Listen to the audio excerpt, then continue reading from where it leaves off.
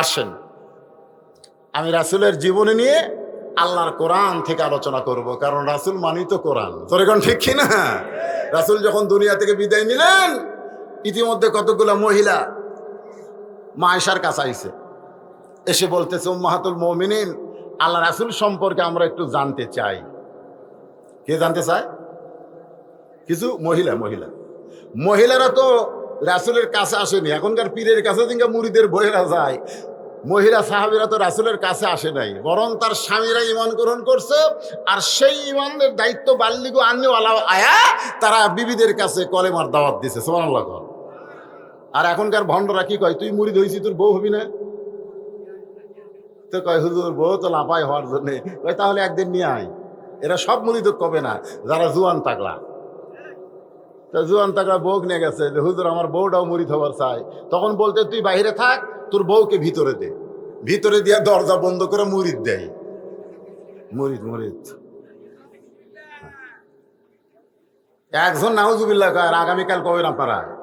হ্যাঁ, এরকম ভণ্ডামি আমাদের বাংলাদেশে আছে না নাই? হ্যাঁ, একটু মনোযোগ দিয়ে শুনবেন। আল্লাহ রাসূল সম্পর্কে মহিলারা বলতেছে, মা রাসূল সম্পর্কে আমরা একটু জানতে চাই। আয়েশা বললেন, তোমরা নবী সম্পর্কে জানবে না আমার স্বামী সম্পর্কে জানবে? কটার মধ্যে গুরুত্ব আছে না নাই? তোমরা নবী সম্পর্কে জানবে না আমার স্বামী সম্পর্কে জানবা? মহিলারা বলতেছে, নবীও যিনি আপনার স্বামীও তিনি, নবীও যিনি আপনার স্বামীও তিনি। আয়েশা বলতেছে, এইটা তোমরা বাহির থেকে অনুমান করে বলতেছো, নবীও যিনি আমার স্বামীও তিনি। কিন্তু শুনে নাও, আমি স্বামী হিসাবে 9 বছর থেকে 18 বছর পর্যন্ত আমার নবীকে দেখছি। আমি 9 বছর ধরে আমার স্বামীকে দেখছি। ধরে কোন কয় বছর? এই 9 বছরের মধ্যে আমি মাত্র 3 বার আল্লাহর নবীকে দেখেছি। আর সুবহানাল্লাহ কয় না? এই আয়েশা কি ভুল কইছে? যে 9 বছর মা আয়েশা যখন নবীর ঘরে আইছে তখন আয়েশার বয়স কত? 9 বছর। জোরে কোন কয় বছর? 6 বছরে বিয়ে হয়েছে, 9 বছরে ঘরে আইছে। আর যখন নবী দুনিয়া থেকে বিদায় নিছে তখন আয়েশার বয়স হলো 18 বছর। তাহলে সর্বসাকল্যে কয় বছর? 9 বছর। এই 9 বছরে আমি আমার স্বামীকে দেখেছি। কাকে দেখেছি? আর নবী হিসাবে দেখছে মাত্র 3 বার। সমস্ত মহিলারা বলে, তাহলে নবী আর স্বামীকে আলাদা নাকি? আয়েশা বলতেছে, আমার নবী সবসময় নবীগিরি ফলাই নাই। নবী যখন বিবিদের কাছে আসতেন তখন পৃথিবীর শ্রেষ্ঠ স্বামী হয়ে যেতেন। জোরে কান সুবহানাল্লাহ। আমার নবী যখন সন্তানের কাছে যাইতেন তখন পৃথিবীর শ্রেষ্ঠ বাবা হইতেন। আমার নবী যখন নাতিদের কাছে যাইতেন তখন পৃথিবীর শ্রেষ্ঠ নানা হইত। আমার নবী যখন দাওয়াতের কাজে যাইত পৃথিবীর শ্রেষ্ঠ দাঈল আল্লাহ হয়ে যেত। আমার নবী যখন জিহাদের ময়দানে যাইত বাতিলের বিরুদ্ধে শ্রেষ্ঠ সেনাপতি হয়ে যেত। আমার নবী নবী হিসাবেও যেমন 1 নম্বর, স্বামী হিসাবেও তেমন 1 নম্বর, নানা হিসাবে 1 নম্বর, বাবা হিসাবে 1 নম্বর, নেতা হিসাবে 1 নম্বর। সব দিক দিয়ে আমার নবী হলেন 1 নম্বরের 1 নম্বর। জোরে কোন সুবহানাল্লাহ। এই জন্য আল্লাহ বলেছে, এই পানসা নেতার পিছনে ঘুরিস না। এই পানসা নেতা পেশাব করে ঠিক মতো পানি নেয় না, 5 ওয়াক্ত নামাজ পড়ে না, এরকে পিছনে ঘুরে ঘুরে কয় হামান নেতা। এটা তো নেতা। আমরা এমন একজন মহামানবকে নেতা হিসাবে গ্রহণ করব যেই নেতার চরিত্রের সার্টিফিকেট স্বয়ং আল্লাহ দিয়েছেন। ওয়া ইন্নাকা লাআলা খুলুকিন আযীম। আমার নেতার চরিত্র ফুলের চাইতেও পবিত্র। বিশ্ব নবীর চরিত্র কার চাইতে পবিত্র? তাহলে আমার নবীর চরিত্র, এই সবাই বলবেন রবিউল আউয়াল মাস, বুঝতেছেন না? হ্যাঁ, নবীর আসার মাস আবার যাওয়ার মাস। আমার নবীর চরিত্র আল্লাহ কোরআন কারীম দিয়ে চরিত্রের বর্ণনা করেছেন। আল্লাহর 99 নামের মধ্যে একটা নাম হলো আজিম। সে আজিম নামটা নবীর চরিত্রের মধ্যে আল্লাহ ঢুকাই দিয়েছেন। এমন চরিত্রবান একজন মানুষকে আমাদের নেতা হিসাবে, আদর্শ হিসাবে গ্রহণ করার দরকার আছে না নাই? কম্বল দিয়ে ঢাকা দাও। আল্লাহ রাসূল বলতেছে খাদিজাকে কম্বল দিয়ে ঢাকা দাও। খাদিজা কয় গাও ঘামে জুব্বা ভিজে গেছে, আর এই সময় কম্বল দিয়ে ঢাকার কারণ কি? বলে ঢেকে দাও। মা খাদিজা রাসূলকে ঢেকে দিয়া বললেন, আপনি নিরাশ হবেন না, আপনি অস্থির হবেন না, কারণ আল্লাহ আপনাকে যেটা দিয়েছে স্বয়ং কোরআন দেয় নাই, আল্লাহ তাআলাও আপনার সঙ্গে রয়েছে।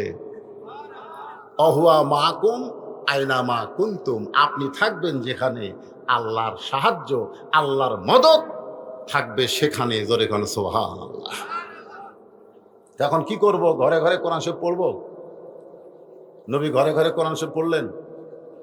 এই কোরআন শরীফ নিয়ে চিন্তা করলেন যে কোরআন তো একটা দাওয়াত, ওমান আহসানু কাওলাম মিম্মান দাআ ইলাল্লাহ, এই কোরআনের দাওয়াত নিয়ে আমি বাইরে যাব। খাদিজাতুল কুবরা বললেন, এখন বাইরে যাওয়ার পরিবেশ নেই, আপনি ঘরের মধ্যেই কোরআন চুপি চুপি পড়েন। কোরআন এমন একটা পড়া যে এটা চুপি চুপি পড়লে হয় না, এটার আলাদা একটা মুজিজা রয়েছে। জোরে কোন কথা ঠিক কিনা? নবী কোরআন পড়েন, আশেপাশে খবর হয়ে গেল কানে কানে, কি যেন আব্দুল্লাহর পোলা ঘরের মধ্যে পড়তেছে। এটা কি পড়ে? চুপি চুপি শোনার জন্য মক্কার নেতারা দিনের বেলা আসে নাই, রাতের বেলা আইছে। এমন একটা রাত, যেই রাতে 4 জন নেতা নবীর ঘরের চারিধারে কান লাগায় লাগায় শুনতেছে। আল্লাহ নবী তখন আল্লাহর কোরআন পড়তেছে। জোরে কোন সুবহানাল্লাহ। আবু জেহেল মনে করতেছে আমি একলাই শুনছি রে, কেউ শোনে নাই। এই মনে করে যখন নবী কোরআন তেলাওয়াত শেষ করছে, অন্ধকারে যাবার চাইছে। যেই যাবার চাইছে আবু সুফিয়ানের সাথে বাধা গেছে। আবু সুফিয়ান কয়, নেতা আপনি? তুমি? আমি তো কোরআন শুরু করেছি। কই আমু তো একই অবস্থা। এই দুই নেতা যখন কথাবার্তা বলতেছি, ইতিমধ্যে উদ্বা সাহেবা গিয়ে হাজির। আপনারা মুরব্বীরা কি করেন? বলে গভীর রাত্রে কোরআন তেলাওয়াত শুনলাম। আমরাও শুনছি। আবু জেহেল বলতেছে, এই দেখেন আবু জেহেলের কথা, কি সুন্দর কোরআনের বাণী রে, মনে হয় সারা রাত দাঁড়িয়ে দাঁড়িয়ে শুনি। সুবহানাল্লাহ কবেন না? আবু জেহেলের মতন কাট্টা কাফের বলতেছে কি সুন্দর কোরআনের বাণী, মনে হয় সারা রাত দাঁড়িয়ে দাঁড়িয়ে শুনি। এই যে দেখেন দাঁড়িয়ে দাঁড়িয়ে শুনতেছে। জোরে কোন ঠিক কিনা? তাই বলে মনে করো না যে তোমরা আবু জেহেল, তা না। মানে কোরআনের এমন একটা আকর্ষণ যে রাত পড়ে যাচ্ছে, ওরা জানলার কাছে দাঁড়িয়ে দাঁড়িয়ে শুনতেছে। আবু সুফিয়ান কাফেরদের মধ্যে সবচাইতে বেশি চালাক। এই জন্য আবু সুফিয়ান ছিল আবু জেহেলের উকিল। উকিল বোঝেন? উকিল। আবু সুফিয়ান বলতেছে যে ঘরের মধ্যে তো পড়তেছে, আমরা চোরের মতন শুনতেছি, এ কোরআন নিয়ে যদি বাইরে আসে, মানে পড়তে পড়তে কোরআন নিয়ে যদি বাহিরে আসে, তাহলে খবর কি? আবু জেহেল বলতেছে, আবু সুফিয়ান খবরদার এই কথা বলিস না, কোরআন বাহিরে আসলে আমাদের মতন ভুয়া নেতাদের নেতৃত্ব আর সমাজে চলবে না। মারাত্মক কথা। কোরআন যদি বাহিরে আসে, বাংলাদেশে যারা আবু জেহেলের দোসর, ওই ভুয়া নেতাদের নেতৃত্ব 90% মুসলমানের দেশে চলবে না। জোরে কোন কথা ঠিক? আল্লাহ রাসূল 13 বছর এই কোরআনের দাওয়াত দিলেন। 13 বছরে মুসলমানের সংখ্যা হলো 319 জন। কোন কিতাবে লিখছে মাত্র 320 জন। 13 বছর মুসলমানের সংখ্যা কত? আপনারা একটু হোহা করেন না কেন বাবা? 320 জন 13 বছরে। মক্কার ইসলামের সাইজটা দেখেন। মক্কার ইসলামটা কত দুর্বল ইসলাম যে 13 বছরে 320 জন মুসলমান হয়েছে। তার মধ্যে 18 জনকে ওরা পিটাই মারিছে। তার মধ্যে 18 জনকে কি করে মারছে? পিটা মারছে। জিনকে সুমাইয়াক মারছে, ইয়াসারক মারছে। এইরকম 18 জন সাহাবীকে তারা পিটা মারিছে, মানুষের সামনে পিটা মারিছে। এখন যেরকম বাংলাদেশে পিটাই মারতেছে লগি বইটা দিয়ে। জোরে কোন কথা ঠিক কিনা? বোঝেন না?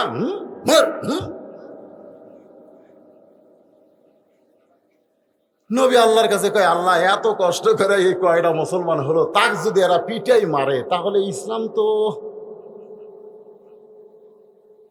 ইসলামের অবস্থাটা কি হবে? আল্লাহ বলেন, হাবিব ইসলামের যদি বিজয় চান তাহলে আবু জেহেলকে নেতা মেনে আপনি ইমাম হলে চলবে না। এমন একটা জায়গায় আপনাকে আমি পাঠাবো যেখানে আপনি ইমামও হবেন আবার নেতাও হবে। মক্কায় নেতা হচ্ছে আবু জেহেল, রাসূল হচ্ছে ইমাম। এই জন্য ইসলামের বিজয় নেই। আমাদের বাংলাদেশে আমরা হলাম ইমাম আর নেতা কারা? কথা কয় না, কথা কয় না। সব কিছুর বেতন বাড়ে কিন্তু আমাদের ইমামের বেতন বাড়ে না।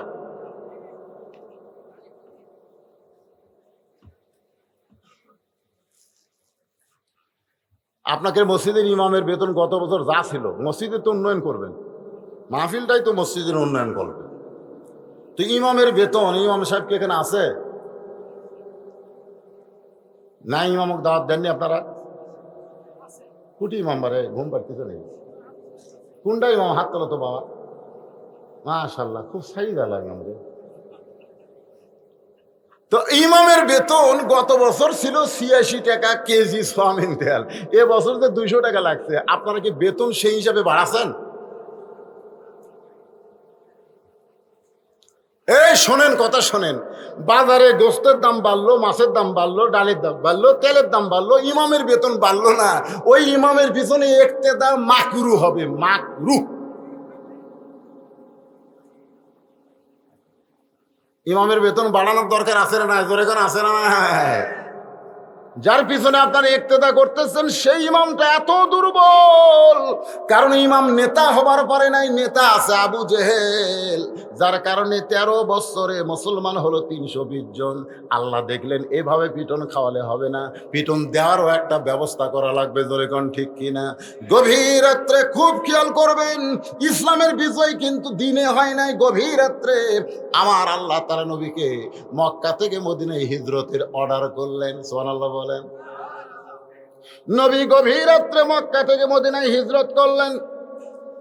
হিজরতের বহু কাহিনী, আমি সেই কাহিনী বলতেছি না, আমি শুধু বলবো রবিউল আউয়াল মাসে আমার নবীকে গ্রহণ করতে হলে আমাদের কদ্দূর পর্যন্ত একটু আলোচনা শোনা দরকার। আপনারা কি বিরক্ত হচ্ছেন? তো মাহফিল কমিটি কি বিরক্ত হলো নাকি? তাই আমাকে বলছে হুজুর চাদর দিয়ে, চাদর দিতে হবে, সেটা এখনই দিব? হ্যাঁ, না না, অনেকের চিন্তা ভাবনা যে হুজুর যে ওয়াজ শুরু করছে, হুজুর ওয়াজ করতে করতে ফজর হয়, আর লোকজন দুই একজন উঠে উঠে যদি সব চলে যায় তা আমাদের কি হবে? আপনারা আমাকে চেনেন না। এবার আপনাকে মান্দা থানায় আমার কত ওয়াজ জানেন? চিনেন বলেই তো এত দাওয়াত দিচ্ছেন। আমি কোনো জায়গা তো ওয়াজ থুয়ে যাই না, যতক্ষণ আপনারা সামনে বসে থাকবেন ওয়াজ আমি কমপ্লিট করে যাই। জোরে কোন ঠিক, কথা কোন ঠিক, কথা কোন না কেন? তেনাদের মধ্যে যখন একটা ব্যারামই ঢুকছে, যে চাদরের ব্যারাম, এই ব্যারামটা ৫ মিনিটের মধ্যে তোমরা সারো। তোমাকে ব্যারামটা ফেরে দিয়ে আমি আল্লাহর বান্দাদেরকে ফ্রেশ ওয়াজ করবো। মা বোনদের জন্য তো কাল রাখা দিছি এমন এক জায়গা, মনে আছে না? বলে গেছে। হ্যাঁ, ওটা আবার ওর শোনার লাগবে। আমি কোনো ওয়াজ ভুলি না, আল্লাহ ভুলাই না, সব আলোচনা হবে। এই চাদর পাটিরা কোথায় গেল? ভিতরে ঢোকো, ঢোকো, ব্যাগ না ঢোকে। হ্যাঁ দেন, যার যা খুঁজে। একজন ওঠেন না, ওঠেন না, ওঠেন না। আপনি মসজিদে দিবেন না, ওঠেন না। আপনি যদি না দেন আল্লাহর ঘর কি ভাঙ্গে যাবে? আর আপনি দিলে আল্লাহ আপনাকে একটা জান্নাতে ঘর বানায় দিবে। জান্নাতে আল্লাহ আপনাকে একটা ঘর বানায় দিবে। আপনি যা পারবেন, ১০ পারেন, ২০ পারেন, ৫০ পারেন, ১০০ পারেন। আপনাদের পেট থেকে ভালো সন্তান আশা করা যায় না। জোরে কোন ঠিক? এই জন্য মা বোনদের তো আমল বেশি না রে ভাই। আল্লাহ রাসূল বলেছে মেয়েরা মাত্র 4টা আমল করবে। এই ফাঁকা জায়গাগুলো পুরো করে বসলে কি হয়? যারা দাঁড়িয়ে আছেন এই সুযোগ আপনারা বসেন, যারা গেছে চলে গেছে। ধানের ঠিবে সবগুলা কি ধান? কি সবগুলা কি ধান? ধান তো না, চিটা আছে, চিটা আছে। এই চিটা নিয়ে আপনি কি করবেন? বাতাস দেওয়া লাগবে। এ ব্যাগ দিছি মানে বাতাস দিছি, বাতাস দেওয়াতে চিটাগুলো সব উঠে গেছে। এখন ধানগুলো সব আছে। তো এই ধানগুলো একটু জমে জমে বসেন। যদি যেখানে কাদা আছে কাদা বাদ দিয়ে একটু জমে জমে বসেন, মাঝখানে যেন শয়তান বসার চান্স না পায়। আমরা গত ২ বছর ওয়াজ করে শান্তি পাইনি। এই করোনার কারণে বলতে পারিনি চাপা বসেন, চাপা বসেন, কারণ করোনার আমাদের ফাঁক করে দিয়েছিল। জোরে কোন ঠিক কিনা? ফাঁক হন, ফাঁক হন। কিন্তু আর কি করোনা আছে? এই জন্য এখন চাপা বসেন, চাপা বসেন। আর রবিউল আউয়াল মাসের নবী সম্পর্কে, কোরআন সম্পর্কে মহিলারা প্রশ্ন করেছে আয়েশাকে, সে বলেছে 9 বছর আমার স্বামীকে আমি বহুবার দেখেছি, নবী হিসাবে দেখেছি মাত্র কয়বার? 3 বার। মহিলারা বলতেছে আজকে স্বামী সম্পর্কে আমরা শুনবো না, আপনি যে 3 বার নবী দেখলেন, কেমনে দেখলেন, দেখার সাইজটা কিরকম, এই 3 বার নবীর সম্পর্কে আমরা শুনতে চাই। আপনারা শুনবেন না ভাইজান? হ্যাঁ, এই আদায় আর হয়নি, সব ব্যাগ আলা চলে এলো, একলা মাঝখানে কি করে রে? এইদিকে আদায় হয়েছে, ব্যাগের আদায় হয়েছে। চলে আসেন বাবা, ব্যাগগুলো উঠে আসো, মাঝখানে কেউ ব্যাগলে হাঁটলে ওয়াজের নূর নষ্ট হয়ে যায়। একটু মহব্বত না জিকির করেন, লা ইলাহা ইল্লাল্লাহ, লা ইলাহা ইল্লাল্লাহ, লা ইলাহা ইল্লাল্লাহ, লা ইলাহা ইল্লাল্লাহ, লা ইলাহা ইল্লাল্লাহ, লা ইলাহা ইল্লাল্লাহ, লা ইলাহা, লা ইলাহা ইল্লাল্লাহ, মুহাম্মাদুর রাসূলুল্লাহ সাল্লাল্লাহু আলাইহি সাল্লাম। আয়েশা বলতেছে আমি জীবনে প্রথম নবীকে দেখলাম, নবীর গায়ের জুব্বা ছিঁড়ে গেছে, নবী যে পোশাক পরেন সেই পোশাকটা ছিঁড়ে গেছে। ওই একটা মাত্র জুব্বা ছাড়া নবীর তখন দ্বিতীয় কোনো জুব্বা ছিল না। আমি একজন বিবি হয়ে আমার স্বামীর গায়ে ছেঁড়া কাপড় এটা আমি সহ্য করতে পারি না, কিন্তু সব সময় গায়ে রাখার কারণে আমি একজন গায়ে দেওয়া পাঞ্জাবি মানুষকে কেমনে সেলাই করে দিব। আয়েশা বলতেছে রে মেয়েরা, জীবনে প্রথমে নবীকে দেখলাম কেমনে শোনো। নবী যখন ঘুমায় গেছে আমার কাছে, নবী যখন আমার কাছে ঘুমায় গেছে, আমি তাকায় দেখি ওই ছিঁড়া পাঞ্জাবি জুব্বাটা নবী আল্লাহর উপরে রাইখা দিছে। আমি এখন ওই জুব্বাটা সেলাই করব, কিন্তু তাকায় দেখি আমার ঘরে আলো জ্বালানোর মতন কোনো তেল ছিল না। আলো যদি জ্বালাবার না পারি তাহলে শুয়ের মধ্যে সুতা কেমনে ঢুকাই দিব, নবীর ছেঁড়া পাঞ্জাবি সেলাই করব কেমনে। আমি যখন এই চিন্তা করতেছিলাম, এমন সময় দেখি নবী আমার দিকে তাকায়া ঘুমায় আছে, নবী এইভাবে হাত বাড়ায় বলতেছে, কে গো আয়েশা, তুমি কি আমার পাশে নাই, তুমি কোথায় গেলা? আয়েশা বলতেছে রে মেয়েরা শোনো, আমি চুপি চুপি নবীর পাঞ্জাবিটা নিয়ে আমি নবীর পাশেই দাঁড়িয়েছিলাম অন্ধকারে। রাসূল মুস্কে হাসিতে বলে, আয়েশা তুমি আমার গায়ের পাঞ্জাবি সেলাই করবা, কিন্তু ঘরে আলো নাই। ঘরে আলো না থাকলে কি হবে, আমি আলো তোমার কাছে রয়েছি। আয়েশা বলে, এই বলে নবী কপালে একটা হাত দিলেন, হাত দেওয়ার পরে হাতটা টান দিয়েছে, গোটা ঘর এত আলো যে একটা সুচ ঘরের মধ্যে পড়ে থাকলেও দেখা যাবে। আমি শুয়ের মধ্যে সুতা ঢোকায় যখন নবীর পাঞ্জাবিটা সেলাই করে দিলাম, এমন সময় আবার আলোটা কোথায় যেন চলে গেল। আমি নবীর কাছে গিয়ে বললাম, কি দেখলাম? ওগো আমি কি দেখলাম? আল্লাহ রাসূল বলেন, আয়েশা স্বামীর বুকের কাছে শুয়েছিলে, স্বামীর পাঞ্জাবিটা সেলাই করবা, কিন্তু আলো ছিল না। কিছুক্ষণ আগে যে আলো দেখলে, আমি তখন নবী হয়ে তোমার সঙ্গে দেখা দিয়েছি। এই জন্য আমাদের নবী আলো, সিরাজাম মুনীরা। একটু মনোযোগ দিয়ে শুনবেন, সেই নবী দুনিয়াতেই রবিউল আউয়াল মাসে এসেছেন, আবার এই মাসে দুনিয়া থেকে মারা গেছেন। অনেকে বলে নবীর জন্ম মৃত্যু দিন, আমরা যারা নবীর আশেক হব, নবীর যাওয়ার দিনকে আমরা মৃত্যু দিন বলবো না, আমরা বলবো নবী বিদায় নিয়েছে। জোরে কোন কথা ঠিক কি না? নবী কি মারা গেছে নাকি? মারা গেছে। যদি মারা যায় তো আপনারা যে দরুদ পড়তেছেন, একদল ফেরেশতা আপনার মুখে যে সাল্লাল্লাহু আলাইহি সাল্লাম, এটা শেষ হওয়ার সঙ্গে সঙ্গে এই দরুদ নিয়ে রাসূলের রওজার পাশে গিয়ে হাজির হয়। ফেরেশতারা যায় রাসূলকে বলে, ইয়া রাসূলুল্লাহ, ওই যে মান্দার কি পাড়া, হ্যাঁ কয়া পাড়া, আপনার পাগল উম্মতেরা আপনার প্রতি দরুদ পড়েছে, এই দরুদগুলো জমালেন। তো রাসূল যদি মরেই যায় তাহলে দরুদ জমা দেবে কেমনে? কথাটা বুঝলেন? আমার কথা কি বুঝলেন? হ্যাঁ, একটু মনোযোগ দিয়ে শুনবেন। মেয়েরা বলতেছে, মা আরো 2 বার আপনি নবীরে কেমনে দেখলেন আমরা শুনতে চাই। আমি একে একে সব কথাই বলবো, তবে এখন যেটা বলতেছিলাম, নবী হিজরত করে মদিনায় গেলেন। মদিনায় যাওয়ার পরে আপনারা জানেন নবী কিন্তু মদিনার অসংখ্য আনসার যারা মদিনার, তারা নবীর কাছে এসে ঈমান গ্রহণ করলো। মুসলমানের সংখ্যা বাড়া শুরু হয়ে গেল।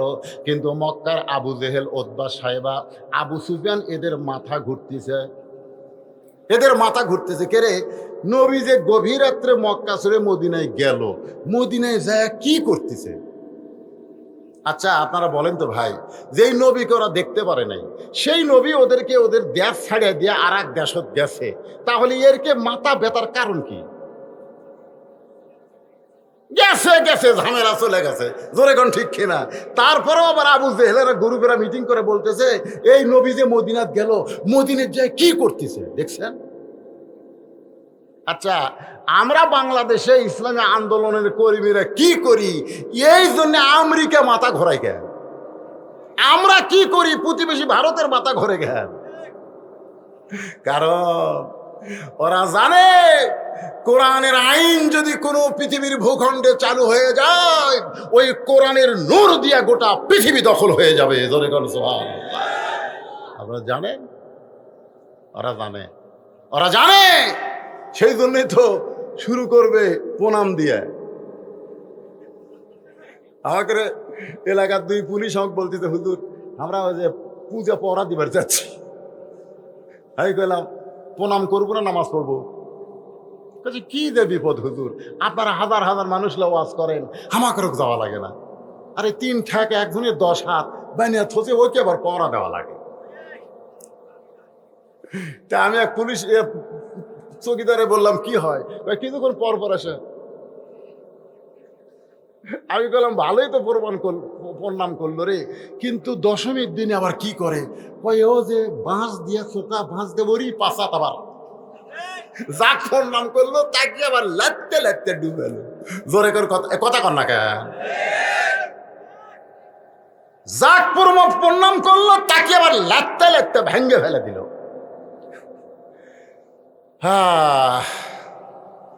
ওরকে মাথা ঘরে কেন জানেন?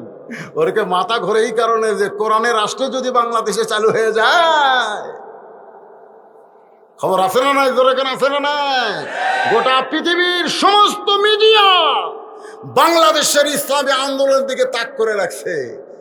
আবু জেহেল, উতবা, সাইবারা চিন্তায় পড়ে গেল যে গভীর রাত্রে মক্কা ছেড়ে মদিনায় গেল, ওখানে দেখে ঘুম পাড়তেছে, একটু খবর লাগাও কি করতেছে নবী। সাহাবীদের নিয়ে নামাজ কায়েম করলেন। সুবহানাল্লাহ বলেন। মক্কাত কিন্তু নামাজ পাশে, নবুয়তের 10ম বৎসরে মেরাজ হয়েছে, রাসূল নামাজ পাশে 5 ওয়াক্ত, কিন্তু নামাজের কায়েম কিন্তু মক্কাত হয়নি। আমাদের বাংলাদেশেও নামাজ কায়েম কোনোদিন হবি না যতদিন আবু জেহেল নেতা থাকবি। জোরে কোন কথা ঠিক কিনা? কোনোদিন হবে না। যতই মসজিদ বানান নামাজ কায়েম হবি না। খালি কয় হুজুর দোতলা করা লাগবে, দোতলা করা লাগবে। কেন দোতলা কেন? হুজুর এত মুসল্লি ধরে না তো, এই জন্য একতলা থেকে দোতলা। তা আমি কইলাম ফজরের খবর কি? কয় এক কাতারে হয় না। জোহরের খবর কি? কয় কোনো মতো এক কাতার। আসরের খবর কি? কয় ফজরের মতোই। মাগরিবের খবর কি? 1.5 কাতার হয় হুজুর। এশার খবর কি? কয় ফজরটা এশাও তাই। তো মসজিদের মধ্যে কয় কাতার আছে? কয় 9 কাতার। তো 9 কাতারের এখনো 2 কাতারে হয়নি, তাহলে দোতলা করবে কেন? তখন একজন সাইড থেকে বলতে যে হুজুর দোতলা করার কারণ হলো ওই যে জুমার দিনে সবার শেষে এসে আগে যায়, ওই শালাকের জন্য দোতলা করা লাগতেছে। ওই শালা, ওরা কিন্তু মুসল্লি না, ওরা হলো শালা। ধরে কোন ওরা কি? আরে উই তো শালা কইছে। আল্লাহ কোরআনে বলেছে ফাওয়াইলুল লিল মুসাল্লিন, এরা নামাজি নয়, এরা নামাজের নামে ঠাট্টাকারী। জোরে কোন কথা ঠিক কিনা? আমাদের বাংলাদেশে নামাজ কায়েম হবে না।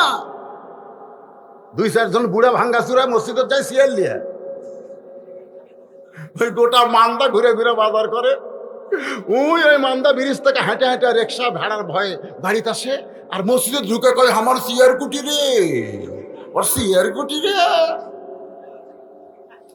যে মেশিন সবসময় চলে না, হঠাৎ 2 বছর পর যদি মেশিন চালাবার জানি চলবি, ওর বল বিয়ারিং সব জাম মারছে। ওই যৌবনকালে নামাজ পড়েনি, ওর হাঁটুর বিয়ারিং টিয়ারিং সব জাম মারছে। ওই জাম মারার কারণে সিয়ার ধরছে। সিয়ার বার করতেন, সিয়ার একটাও থ চলবে না মসজিদে। কি মন খারাপ করতেছেন? আল্লাহ রাসূল আসরের নামাজের পর সাহাবীর দিকে মুখ ঘুরাইছেন, একটু মদিনার কথা শোনেন, আমার নবীর জীবনী শোনেন। আসরের নামাজের পরে সাহাবীর দিকে মুখ ঘুরাইছেন, সমস্ত সাহাবীদের নিয়ে নবী আলোচনা করতেছেন, সাহাবীরা শুনতেছেন। এমন সময় ফেরেশতা জিবরাইল হাজির। সুবহানাল্লাহ। ফেরেশতা জিবরাইল এসে বলতেছে, ইয়া আইয়ুহান নাবিয়্যু হারজিল মুমিনিনা আলাল কিতাল। আল্লাহু আকবার বলেন না। নবী গো, খালি নামাজের ওয়াজ, রোজার ওয়াজ, তাসবিহ তাহলিলের ওয়াজ করলে হবে না। আপনি কি জানেন যে আপনি মক্কা ছেড়ে মদিনায় হিজরত করেছেন? মক্কার কাফেররা বসে নাই, যে কোনো সময় এরা মদিনা আক্রমণ করতে পারে। আর মদিনা যদি আক্রমণ করে, আপনি দোয়া দিয়া, দরুদ দিয়া, নামাজ দিয়া, রোজা দিয়া আপনি মদিনা বাঁচাবার পারবেন না। মদিনা বাঁচাতে হলে এদেরকে স্ট্যান্ডিং আর্মির মতন গড়ে তুলতে হবে, ওই কাফের বেঈমানদের বিরুদ্ধে লড়াই করতে হবে। ইয়া আইয়ুহান নাবিয়্যু হারজিল, হার্স মানে বোঝেন? হার্স মানে সৈন্য। খালি রুকু সেজদা করলে হবে না, এটাও করা লাগবে, ক্যাডার হওয়া লাগবে। ক্যাডার বোঝেন? পুলিশ দেখলে ভয় দৌড় দেন কেন? পুলিশ দেখলে দৌড় দেন কেন? আত্তাকুল্লাহ হাক্কা তুকাতিহি, আল্লাহর ভয় যথাযথ কলিজার মধ্যে থাকলে মুসলমান আজরাইলকেও ভয় করে না। জোরে কোন কথা ঠিক কিনা? আজরাইল হ্যাঁ, তুই আমার জান কবজ কর, আমি জান্নাতে যাই। জোরে কোন সুবহানাল্লাহ। কে রে মুসলমান, ভয় কিসে? আল্লাহ কোরআনে বলেছে, আমার রাস্তায় মর। দুনিয়ার মানুষ তোদেরকে মৃত্যু বললেও আমি আল্লাহ ঘোষণা করে দিলাম, ওয়ালা তাকুলু লিমান ইউকতালু ফি সাবিলিল্লাহি আমওয়াত বাল আহইয়া। বাল আহইয়া, তোর মৃত্যু নাই, তুই অমর। দুনিয়ার মানুষ তোকে কবরে রাখবে, আর আমি আল্লাহ জান্নাত থেকে তোর কবরে রিজিক পৌঁছায় দেব। তোর গান সুবহানাল্লাহ। যদি কবরে থাকতে ভালো না লাগে, তোর জন্য ইল্লিন নামক জান্নাতের বাগান বানাই রাখছে। মুসলমান পিছন দিকে পালাবে না, মুসলমান সৈন্য হয়ে সামনের দিকে যাবে, বাতিল পালিয়ে যাবে। জোরে কোন কথা ঠিক কিনা?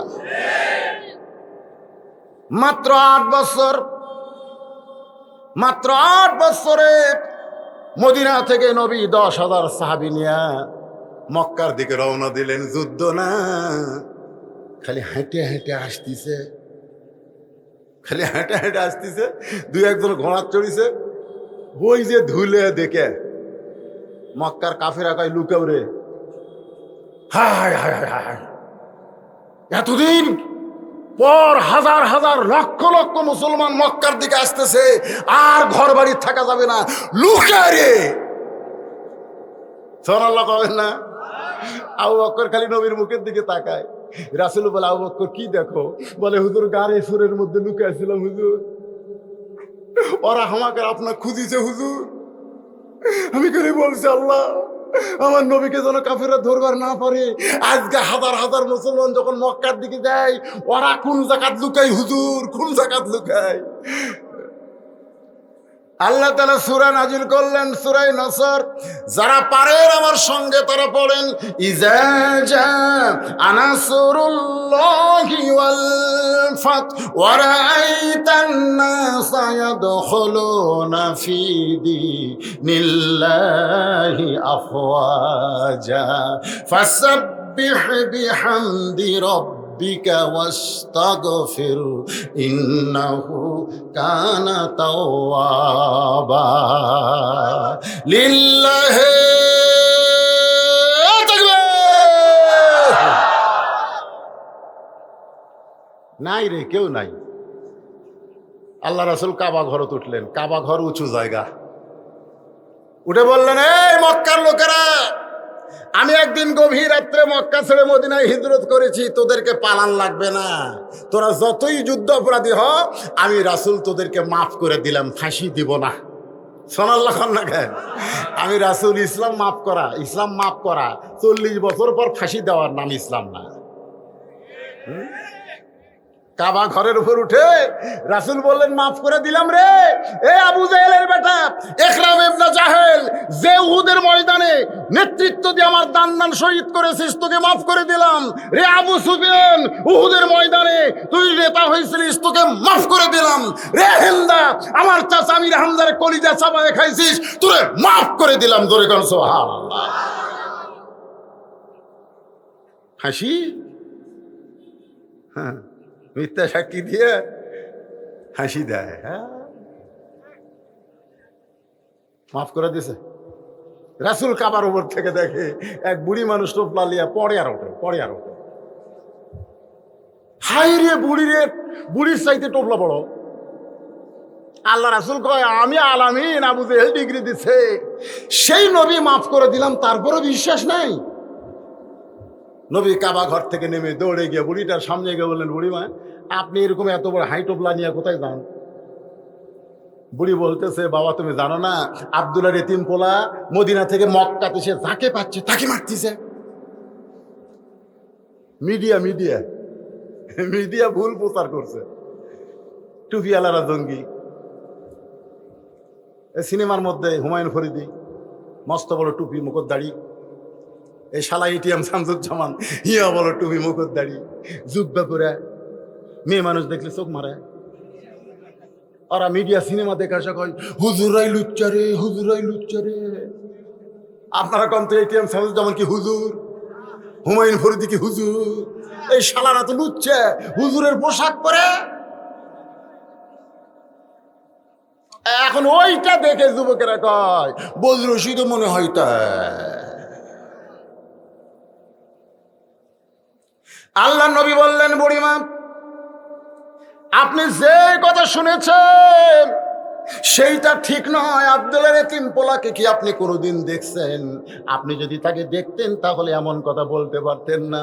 বুড়ি বলতেছে, বালাই সাত, খবরদার আব্দুল্লাহর এতিম পোলার কথা আমার কাছে বলিস না বাবা, ওর নাম শুনলে আমি হার্ট ফেল করব। এত ভয় খাওয়া খাচ্ছে, এত মিডিয়া খারাপ প্রচার করছে আমার নবীর চরিত্র নিয়ে। নাম বলিস না, নাম শুনলে হার্ট ফেল। আল্লাহ রাসূল বলে, বুড়িমা, তাহলে টোপলা তো টানতে পারতেছেন না, আমি আপনার কুলি হইয়া কোথায় যাবেন সেই পর্যন্ত আপনাকে টোপলা পৌঁছায় দিব। বুড়ি বলতেছে, তুই কোন মায়ের সন্তান রে? তোর মা ভালো, তোর বাবা ভালো। আমার পেটের চারটা সন্তান আব্দুলের এতিম পোলার ভয়ে হামাক ছাড়িয়া দৌড় মারছে। আমি বলছি, ও বাবা, আমি তোরকে বুড়ি মারে আমার সাথে লে। আমার ছেলেরা বলতেছে, বুড়ি তুই মর, তোর টান বেড়েছে, আমরা মরবো নাকি? আমার সন্তানের আমার ছেড়ে গেল, আর তুই কার মায়ের সন্তান আমার টোপলা টানবি? আল্লাহ রাসূল টোপলা মাথায় নিছে।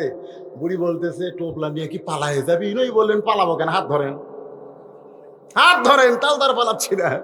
বুড়ি কয়, যাক বারে, কুলিও পেলাম, লাঠিও পেলাম। জোরে কোন সুবহানাল্লাহ। নবী আমার কুলি হয়েছে, বুড়ির লাঠি হয়েছে। পাহাড়ের গুহা পর্যন্ত এসে বলতেছে, বাবা এটা হলো নিরাপদ এলাকা, এই গুহার মধ্যে আমি থাকতে চাই। আমার অসংখ্য লোক এই পাহাড়ের গুহার মধ্যে লুকিয়ে আছে, আমি এইখানে লুকাবার চাই। আল্লাহ নবী গুহার মধ্যে বুড়িটার টোপলা দিয়া বলে, বুড়িমা তাহলে আপনি থাকেন, আমি এখন চলে যাব। বুড়ি বলতেছে, বাবা তুমি তো চলে যাওয়ার সময় আমি তোমাকে একটা উপহার দেবার চাই। বলে, কি উপহার দেবেন? বলেন, আমার টোপলার মধ্যে একটা ছুরি রয়েছে, আমার টোপলার মধ্যে একটা ধারালো ছুরি রয়েছে, এই ছুরিটা আমি গোপনে রাইখা দিছি। যদি আব্দুল্লাহর এতিম পোলারে পাইতাম তাহলে ওর বুক বরাবর আমি বসায় দিতাম। আমি আব্দুল্লাহর পোলারে পাইনি, তুমি যদি পাও এই ছুরিখানা তার বুকে বসায় দিও।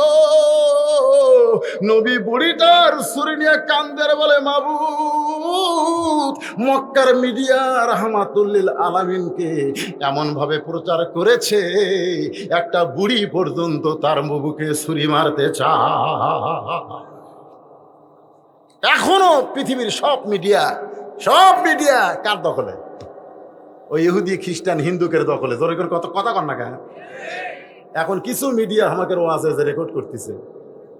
হ্যাঁ, এর জন্য দোয়া করার দরকার আছে না নাই? এরা কোনো গানের অনুষ্ঠানে যায় না, এরা বক্তাকে খুঁজে খুঁজে বক্তার ওয়াজগুলো এরকম মিডিয়ায় ছাড়তেছে, যার কারণে বদরুল রশিদে আজকে বাংলার লোক দেখতেছে। আমাদের বাংলাদেশের লোকেরা লন্ডন যারা আছে, আমেরিকা যারা আছে, ব্রিটেন ফ্রান্সে যারা আছে, সৌদি আরব দুবাই যারাই আছে, তারা কিন্তু আমার ওয়াজ দেখতেছে। জোরে কোন কথা ঠিক কথা কণ্ঠে। তাহলে মোটামুটি এই মিডিয়াটা আছে, কিন্তু পেপার টেপার যা আছে ওরা মাত্র 4 জন মেয়ে মানুষ বারে দাদির মতন গামছা কাউট দিছে ঢাকা ভার্সিটি। কয়জন?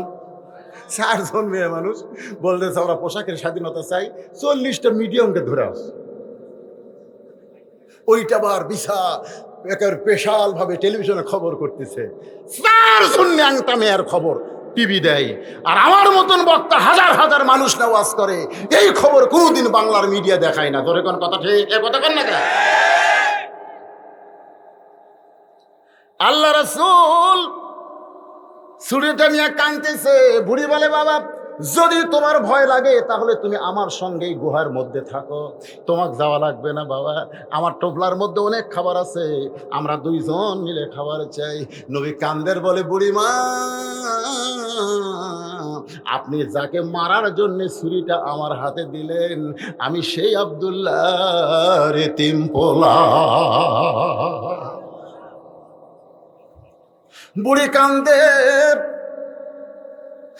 আর চিল্লায় বলে, পাহাড়ের গুহার মধ্যে কে কোথায় লুকে আছো, বের হও। আর লুকিয়ে থেকো না, লুকিয়ে থাকার জন্য নয়, বরং বের হয়ে তাকায় দেখো, যেই মানুষটার ভয়ে আমরা লুকাইছি সেই মানুষটার চাইতে ভালো কোনো মানুষ দুনিয়াতে না। পাহাড়ের গুহার ভিতর থেকে সবাই মাথা বের করলেন। বুড়ি নবীর হাতে হাত দিয়ে বললেন, বাবা আমি তোমার হাতে তোমার দলে ভর্তি হওয়ার চাই। বাজান গো, ইজা জা নাসরুল্লাহি ওয়াল ফাতহু ওয়া রাআইতান নাসা ইয়াদখুলুনা ফি দীনিল্লাহি আফওয়াজা, ওই পাহাড়ের হাজার হাজার কাফেরেরা আল্লাহর নবীর হাতে হাত দিয়ে মুসলমান হয়ে গেল। আজকে সেই নবী, সেই নবীর কোরআন আমাদের কাছে আছে না নাই? জোরে কোন আছে না নাই? কিন্তু আমরা মুসলমান না হয়ে মুনাফিক। গোটা পৃথিবীর মধ্যে সবচাইতে বেশি মুনাফিকের দেশের নাম কি জানেন? দেখেন আমি কর আগে কসম, হায় হায় রে বাবারা, মনে কষ্ট নিয়ে না, বিবেকের কাছে আমি প্রশ্ন করতেছি। এই যুবকেরা, কারা কারা ঈশার নামাজ পড়েননি? আপনার বিবেককে প্রশ্ন করেন, কারা কারা? হাত তোলেন না, হাত তোলার দরকার নেই। যারা যারা ঈশার নামাজ পড়েননি আপনি বিবেককে প্রশ্ন করেন। বিবেক তো সবচাইতে বড় আদালত, জোরে কোন ঠিক কিনা? আপনি যদি ঈশার নামাজ না পড়ে কোরআনের মাহফিলে বসে থাকেন, আপনি কি ফজরের নামাজ পড়বেন? তাহলে মসজিদের উন্নয়ন মানে কি? ও যে হাঁটুর মধ্যে একটা কাল্লা দিয়ে আছে, দেখেন তোর খবর কি? ও যাবে এবার বক্তা যদিও কালো হয় রে, চেয়ারের দিকে টাকা থাক।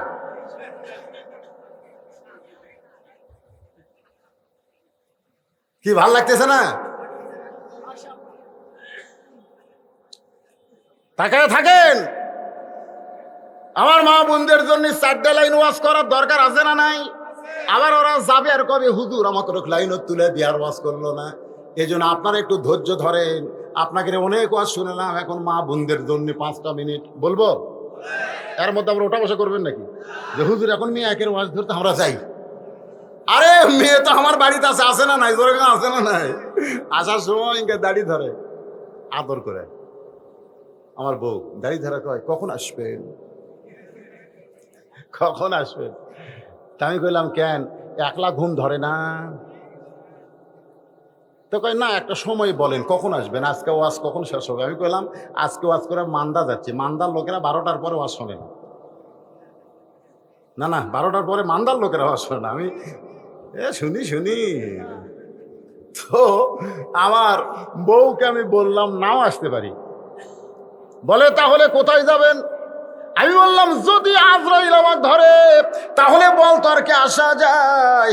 আমার বউ কান্দের কয় আপনাকে আজরাইল ধরবে এই কথা আমার মনে হয় না, খালি পুলিশ ধরবে, র্যাব ধরবে, এটা আমার মনে হয়। আজকে যারা কোরআনের মাহফিলে বসেছো যুবক, এটা তোমাদের জীবনের শেষ মাহফিল হতে পারে। এশা নামাজ পড়ো নাই, তওবা করো। ফজর থেকে জীবনে একটা ওয়াক্ত নামাজ আর বাদ দিতেছিও না। ফজর থেকে নামাজ শুরু করে দাও। ইন্নাস সালাতা তানহা আনিল ফাহশাই ওয়াল মুনকার।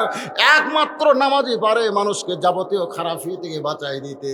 রাসূল বললেন, ফাতেমা ওই যে একটা পাহাড় দেখতেছো? বলে হ্যাঁ। ওই পাহাড়ের পাশে কি একটা জঙ্গল দেখা যায়? বলে হ্যাঁ, ছোট্ট একটা জঙ্গল দেখতে পাই। রাসূল বলে, ফাতেমা ওই জঙ্গলের পাশে ছোট্ট একটা ঘর, ওই ঘরটা হলো একটা কাঠুরিয়ার ঘর। ওই কাঠুরিয়ার বউ জামিলা আল্লাহ তোমার আগে জান্নাত দিবে। রাসূল চমকে বলে, ওই কাঠুরের বউ জামিলা আল্লাহ তোমার আগে জান্নাত দিবে। সঙ্গে সঙ্গে ফাতেমা বলে, বাবা ওই কাঠুরের বউ জামিলা জীবনে কি এমন আমল করলো যে আমল করার কারণে আল্লাহ আমার আগে তাকে জান্নাত দেবে? রাসূল বললেন, ফাতেমা আমল যদি জানতে চাও তাহলে জামিলার বাড়ির যাও। পরের দিন আসরের নামাজের পরে ফাতেমা চুপি চুপি জামিলার বাড়ির দরজায়, মেয়েরা যখন রাস্তা দিয়ে যাবে শোরগোল করবে না চুপি চুপি যাবে? এই কথা কন, মেয়েদের কথা বলা চলবে? চুপি চুপি। মেয়েরা, আমার মায়েদেরকে বলতেছি, মা রাস্তা দিয়ে যখন যাবেন তখন এমন ভাবে যাবেন জনগণ যেন বুঝবার না পারে এটা কে যায়। এমন একটা কালো বোরকা পরবেন, বাবারে শোনেন শোনেন, একের চোখ মুখ ঢাকা লাগবে, চোখের চশমা কালো, হাতত মুজা কালো, পাওয়ার জুতা কালো। অনেক মেয়েরা বলবে, হুজুর এই গরমের দিনে যদি এইরকম পোশাক পরে আপনি পরেই দেখেন, আল্লাহ জান্নাত থেকে আপনার শরীর এসি করে দিবে। যারা বোরকা পরে এরকম গরম লাগে না, যারা লাইলুদি বাড়ি করে বেড়ায় এরা গরমে আরো বগল কাটা পরবার চাই, জোরে কথা না।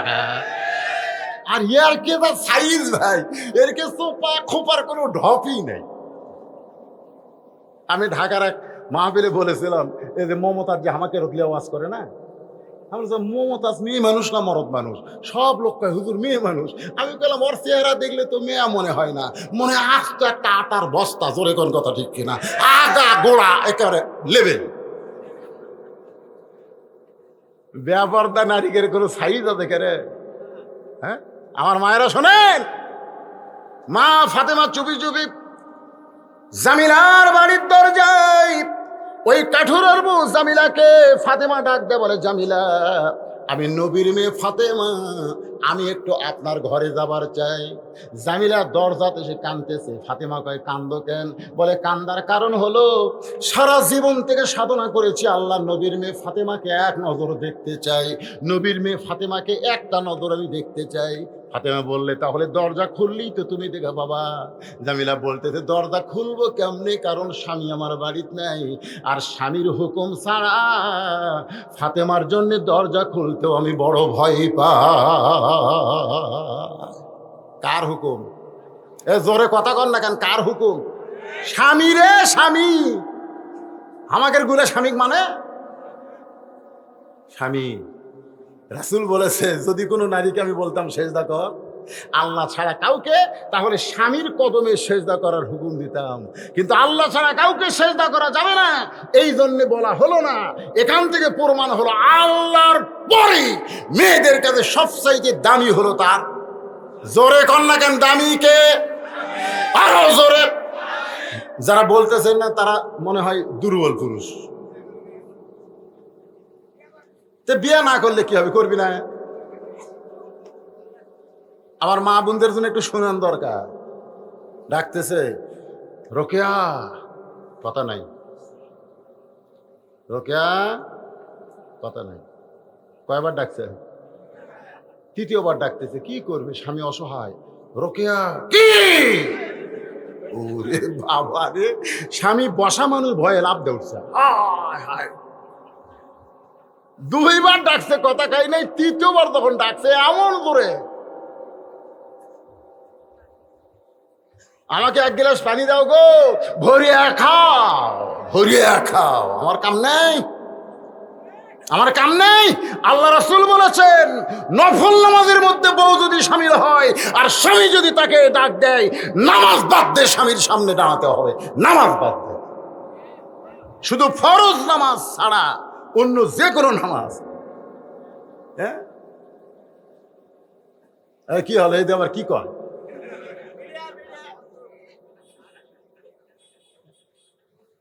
গোসল করার আগে দুপুর বেলায় বউকে বলতেছে, আসো গো, রাত্রে তোমারও ঘুম বেশি আমারও ঘুম বেশি, দিনের বেলা একটু লুটু লুটু খেলি। বউ বলতেছে, আমি রোজা আছি, আমি রোজা। আয়, রোজা আছে স্বামীক জানায়নি। আমি মায়েদের পায়ে হাত দিয়ে বলতেছি, নফল নামাজ, নফল রোজা স্বামীর হুকুম ছাড়া করা যাবে? জোরে কন করা যাবে? না শব্দ জোরে কন, করা যাবে? ফাতেমা চমকে উঠে বলতেছে, জামিলা তাহলে কি তুমি দরজা খুলবা না? জামিলা বলতেছে, আজকের মতো আপনি ফেরত যান, আজকের মতো ফেরত যান, আগামীকাল এই সময় আসবেন, দরজা খুলে দিব। কারণ স্বামী যখন কাঠ বিক্রি করে বাড়িতে আসবে, স্বামীর কাছ থেকে দরজা খোলার হুকুম নিব। ফাতেমা মনে মনে কয়, আল্লাহ রে, এটা কেমন বউ রে, স্বামীর হুকুম নাই দেখে হামাক ঘুরে দিচ্ছে। কাক ঘুরে দিচ্ছে? খাতুনে জান্নাত ঘুরে দিচ্ছে, স্বামীর হুকুম নাই। পরদিন ফাতেমা আবার চুপি চুপি, কি আমলের কারণে আমার আগে জান্নাত যাবে জানা লাগবে না?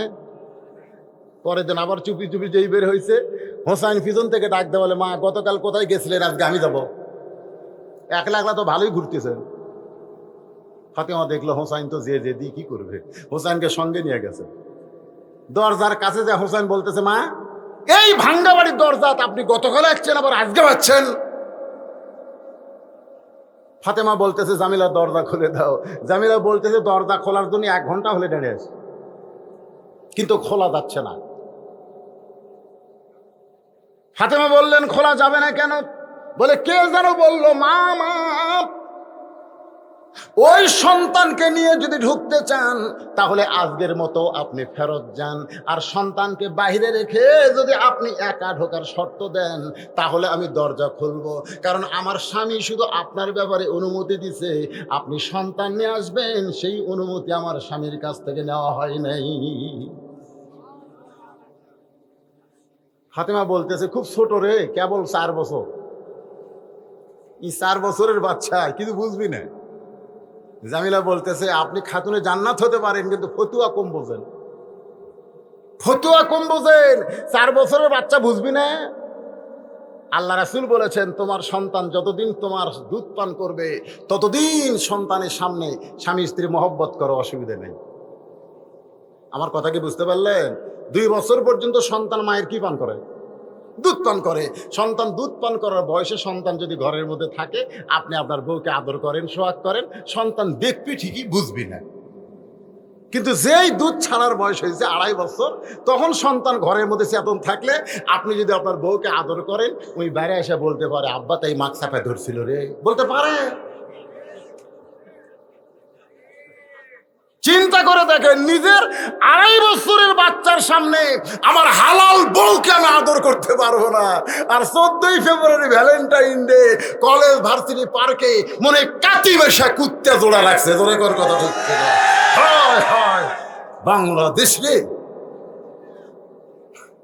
আর নতুন একটা খবর হলো, ইডেন কলেজ। কি কলেজ? ছেলে, বাবা আর চাচা গেছে মেয়ে দেখতে, মেয়ে দেখা পছন্দ হয়ে গেছে। তো বাবা যা হাদিয়া টাকা টুকা দিছে, দিয়ে এখন বলতেছে মেয়ের বাপকে যে আপনার মেয়েকে আমাদের পছন্দ হয়েছে। তো ছেলে আর বাপ চাচা যখন আসতেছে তখন ছেলে বলতেছে, আব্বা পছন্দ তো করলেন, কিন্তু মেয়েটা কোন কলেজে পড়ে শোনা লাগবে। তো বলে, বাবা তা তুই শোনায়। তো ছেলে যায় মেয়ে বলতেছে, আপনার তো আমার বাপ মা পছন্দ করছে, তা আপনি কোন কলেজে পড়েন? মেয়ে কছে ইডেন। যে ইডেন কছে ভাই, ওই এত জোরে দৌড় দরজা ভেঙে গেছে। বাপ কয়, কেড়ে দৌড়েস খে? ইডেন কলেজে যারা পড়ে এরা হলো ব্যবসা, ওর বিয়ে করে কোনো লাভ নেই, বিয়ের আগে ওরকে কামকা সব হয়ে যায়। আয় হায় হায় হায়। এই যুবকেরা, কারণ বিয়ার আগে সবকিছু দেখতেন, বিয়ার পরে আর আফসোস করা লাভ হবে না। ওর নানি দেখেন, ওর মাও দেখেন, অক দেখেন। বিয়ার আগে দেখেন, বিয়ার পরে দেখে কান্দে মরা লাগবে। জোরে কোন কথা ঠিক কিনা? এই জন্য একটা কথা আছে, ভাবিয়া করিও কাজ। আমার সঙ্গে সবাই একটু বলেন, ভাবিয়া করিও কাজ, করিয়া ভাবিও না। যুবকেরা যারা এখনো বিয়া করনি, বাবা এমন একটা মেয়েকে খোঁজো যে মেয়েটার ওয়াজ আমি আপনাদেরকে শোনাইতেছি। এবার ফাতেমা বলতে, জামিলা তাহলে আজকেও কি দরজা খুলবে না? বলে আপনার হোসাইন সঙ্গে আছে, আজকেও দরজা খোলা যাবে না। হোসাইন সঙ্গে সঙ্গে বলে, মা এই বেয়াদব মেয়েটা আমার মতন ছোট্ট বাচ্চার সঙ্গে থাকার কারণে দরজা খোলো না। এই বেয়াদব মেয়েটার কাছে তুমি কেন আসো মা?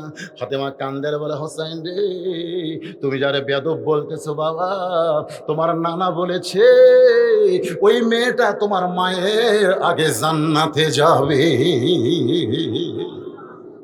হোসাইন তুমি যাকে বেদব বলতেছো, তোমার নানা বলেছে ওই মেয়েটা তোমার মায়ের আগে জান্নাতে যাবে। কোন আমলের কারণে? আমল হলো একটাই, যে মেয়েটা স্বামীর কথা মতো চলে ওই মেয়েটাকে আল্লাহ জান্নাত দিয়া দিবে।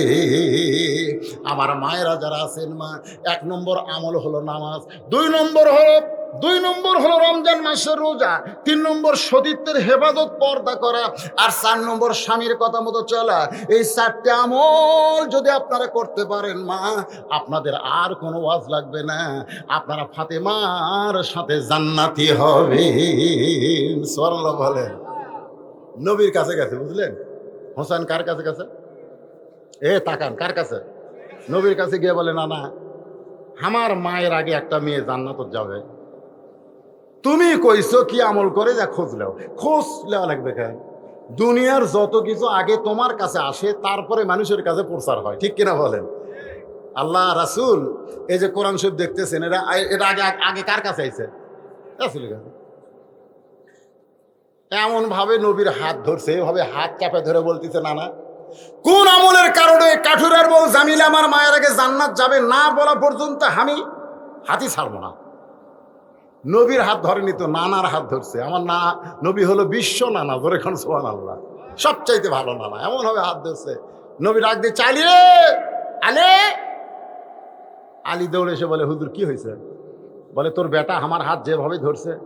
এই হোসেন হাত ছেড়ে দাও। হোসেন বলতেছে, আব্বা আপনি জানেন কি অকাম করছে? হয়তো জিব্বাত কামড় খাচ্ছে, কি অকাম করছে মানে কি? নবী কোনো অকাম করে? কিন্তু লাতি যে বর্তমান সরকার আর চর্ম নাই, এই কিন্তু লাতি আর নানার অভিনয় চলতেছে। জোরে কোন কথা ঠিক কিনা? কথা বুঝতেছে না ভাইজান? আমরা মিছিল যদি 400 বার করি, 100 পুলিশ আমাকে ধরে বেড়াচ্ছে, আর ওরা মিছিল করলে সামনে 200 পুলিশ, পিছনে 200 পুলিশ, ওর পড়া দেয়, ওরা মিছিল মারে। জোরে কোন কথা ঠিক কিনা? আমি কই, কে রে এত সরকার বিরোধী কথা কয়, এরপরে এরকম একটাকে ধরে না কেন?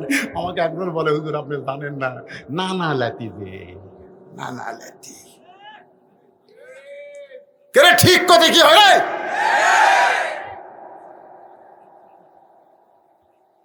ও শেষ করবো 12টা বাচ্চা, কিন্তু না কতক্ষণ চলবে সেটা ভিন্ন কথা, কিন্তু হা করা লাগবে তো। আমি যে কথাগুলো বলতেছি, কথাগুলোর দাম নেই, তাহলে হা করবেন না কেন? অকাম করছে, নবীর কথা বলতেছে। কি অকাম করছে আব্বা জানেন? নবী মুসকে মুসকে হাসতেছে, কারণ এই তো নবী হিসাবে কয় নাই, নানা হিসাবে কয়।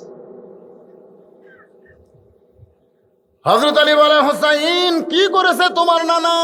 বলে, কাঠুরেরাও জামিলে আমার মায়ের আগে জান্নাতে যাবে। এই কথাটা নানা কেমনে বলে? আল্লাহ রাসূল বলে, আলী রে তুমি বলে দাও কোন আমলের কারণে ওই কাঠুরার বউ জামিলা ফাতেমার আগে জান্নাতে যাবে। আলী বলতে, যে হুজুর আপনি কিন্তু নিষেধ করেছিলেন। আল্লাহ রাসূল বলে, আলী আজকে বলার হুকুম দিলাম।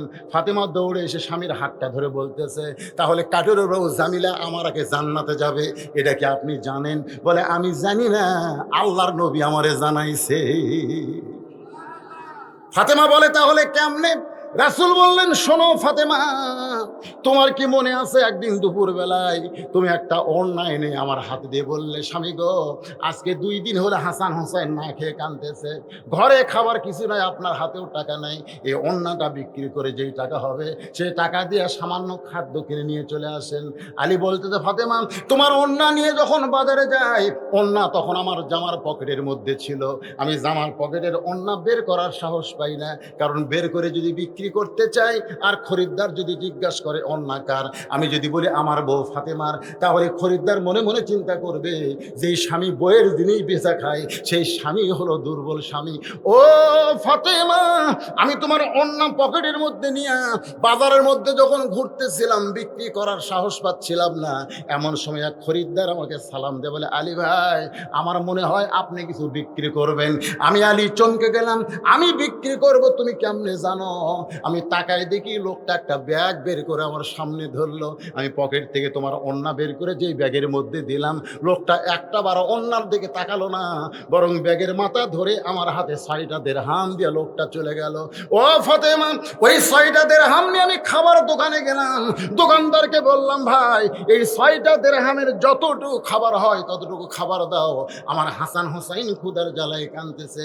দোকানদার 6 দিরহামের খাবার টোপলা করে যেই মাত্র আমার হাতে দিবার চায়, এমন সময় এক সায়েলকারী ফকির এসে আমাকে সালাম দেয়, বলে, আলী রে, আজকে 3 দিন হলে আমার বাড়িতে কোনো খাবার নাই, ও আলী, যদি পারো তাহলে আল্লাহর হস্তে একটু দান করো। ও ফাতেমা, আমার এত রাগ হয়ে গেল, কারণ আমি 6টা দিরহাম ওড়না বিক্রি করার টাকা দিয়ে খাবার টোপলা নিয়েছি, আর এমন সময় আমার কাছে যখন খাবার চাই, আমার এত রাগ হয়ে গেল, আমি যেন বলবো তুমি আমার কাছ থেকে সরে যাও। এমন সময় আল্লাহর কোরআন আমার সামনে দাঁড়ায় বলে, আম্মা সাইলা ফালা তানহার, আলী রে, সাইলকারীকে ফিরাস না। আমি পকেট থেকে একটা দিরহাম বের করে ওই ফকিরকে যখন দিবার চাই, এমন সময় আল্লাহর কোরআন বলতেছে, ওমা তুনফিকু মিন শাইইন ফি সাবিলিল্লাহি ওয়াফা ইলাইকুম ওয়া আনতুম লা তুজলামুন। আলী রে, ফকিরকে যদি একটা দিরহাম দেস, আল্লাহ তোকে 10টা দিরহাম দেবে, 2টা দিরহাম দিলে তুই 20টা পাবি, 6টা দিরহাম যদি দেশ আলী, আল্লাহ তোরে 60 দিরহাম দিয়া দিবে।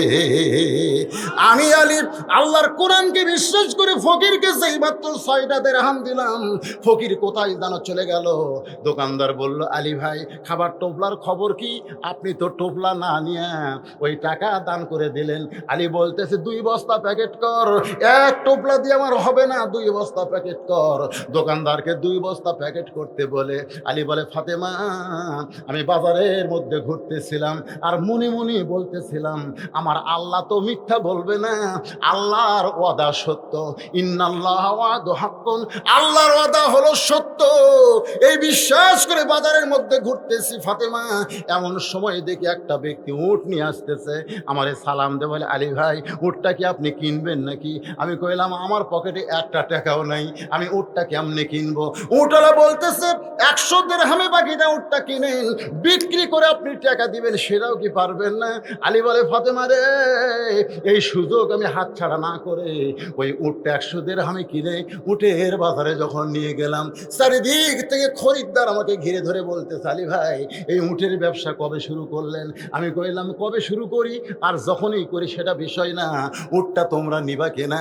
এক খরিদ্দার কানে কানে বলতেছে, উটটা আমার পছন্দ হয়েছে, আপনাকে 160 দিরহাম দিতে চাই। আলী বলে, ফাতেমা, ওই 100 দিরহাম উটওয়ালাকে দিয়া বাকি 60টা দিরহাম দিয়া 2 বস্তা খাবার, 1 বস্তা কান্দে আর 1 বস্তা হাতে করে যখন দরজায়, তোমার কি মনে আছে তুমি দরজা বন্ধ করে দিলে?